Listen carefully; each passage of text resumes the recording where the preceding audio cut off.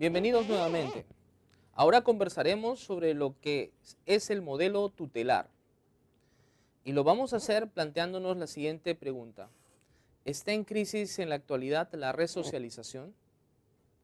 La resocialización tiene por finalidad evitar que la persona vuelva a cometer hechos ilícitos. Pero para poder plantearla, tenemos que estar dentro de lo que llamaríamos un derecho penal. Es decir, la idea clara de que cuando estamos aplicando una medida a una persona porque ha cometido un hecho ilícito, lo estamos sancionando, lo estamos castigando. Lamentablemente, esa situación no ha ocurrido dentro del derecho de menores, donde la doctrina tutelar ha encubierto la sanción bajo un manto de una aparente protección. Porque los menores, de acuerdo a la doctrina de la situación irregular o tutelar, nunca han delinquido, nunca han cometido un hecho ilícito.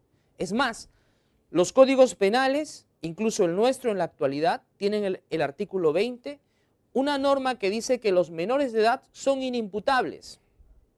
Y en el Código Civil que son incapaces.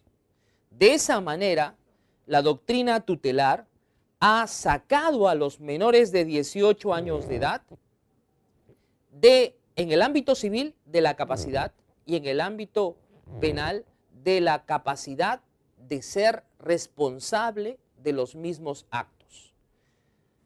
Ahora, pareciera que esa situación pudiese ser beneficiosa para los adolescentes, pero no ha sido así, porque al sacarlos del sistema penal, los ha terminado castigando por hechos que en ningún caso un adulto podría ser castigado.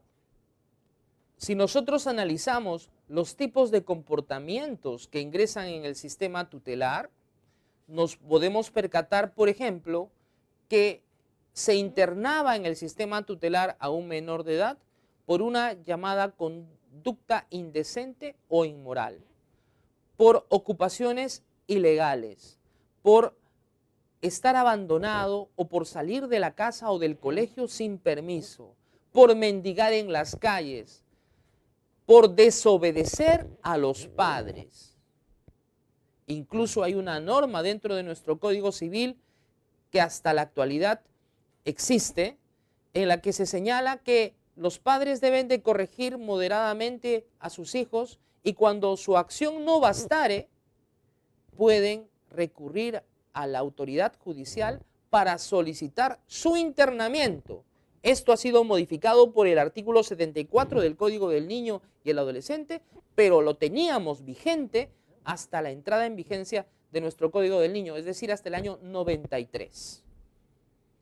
Con esto verificamos que el modelo o doctrina tutelar era en realidad no una protección al menor, sino un encubrimiento de castigos bajo el manto de esta aparente protección.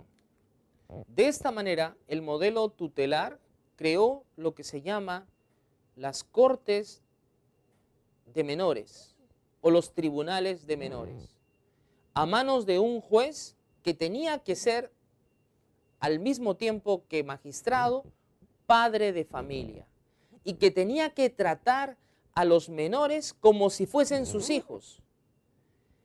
Y de esta manera poder arrancarlos de la situación irregular en la que se podían encontrar.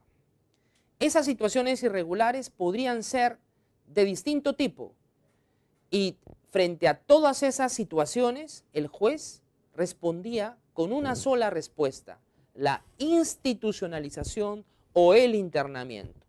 Daba lo mismo entonces ser menor víctima de abuso sexual, menor maltratado o ser menor que cometió un delito. Todos, absolutamente todos, podían ser institucionalizados y ser internados en un albergue, que para dejar en claro que no se estaba castigando, se le ponía de nombre escuela industrial, se le ponía de nombre albergue, centro juvenil, etc. La privación de libertad no era considerada como privación de libertad, sino era considerada como una protección. Y la privación de libertad era indeterminada hasta que alcance el menor la mayoría de edad, porque desde esta perspectiva de tratamiento, lo que se buscaba era ayudar al menor a que supere el problema que tenía. Y no lo iba a superar mientras continúe siendo menor de edad. Esto pasó a nivel mundial hasta que un muchacho llamado Gerald Gold, en los años 60 en los Estados Unidos, efectuó llamadas obscenas a su vecina. Y ante esa situación, la vecina, que era una menor de edad también, comunicó a sus padres. El padre llamó al sheriff y el sheriff al juez. El juez ordenó que detuviesen a Gerald Gold, y a Gerald Gold lo detuvieron y lo llevaron directamente al juzgado y lo condenaron por esas llamadas obscenas a estar privado de libertad hasta cumplir los 21 años de edad. Por ese mismo hecho, un adulto en esa misma época en los Estados Unidos hubiese pagado una fianza de $50 y hubiese salido en libertad. Pero como lo hizo un menor de edad, fue privado de libertad. Los padres se enteraron y apelaron. Entre los fundamentos dijeron que no habían sido comunicados y notificados de la situación de su hijo. El juez no hizo caso a la apelación, considerando de que le estaba haciendo un bien a Gerald Gold y que lo estaba haciendo porque sus padres no habían sido capaces de corregirlo y de educarlo.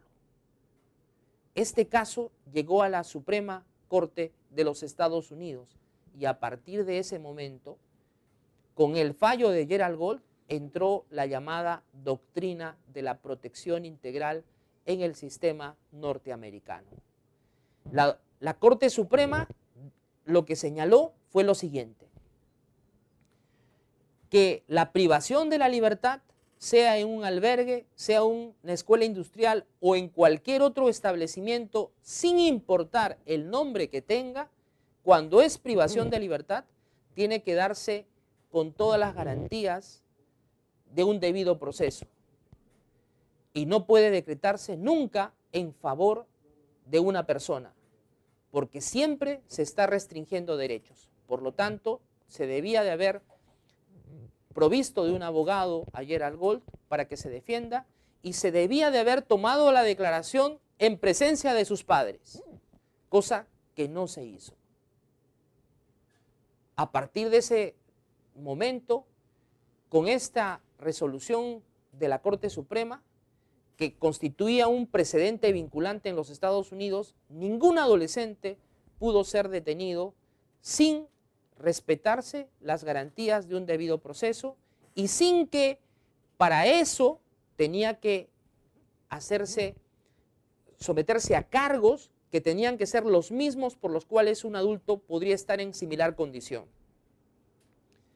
Es decir, no podían imputarle para privarlo de libertad sobre un hecho que un adulto en ningún caso podría estar privado de libertad. En nuestro país solo llegó la doctrina de la protección integral cuando nosotros ratificamos la Convención de los Derechos del Niño en el año 1991. Y a partir de ese momento consideramos que teníamos que adecuar nuestra legislación a la Convención y a partir de ese momento consideramos que teníamos que derrotar este modelo tutelar. Pero todavía seguimos siendo tutelaristas en muchos casos.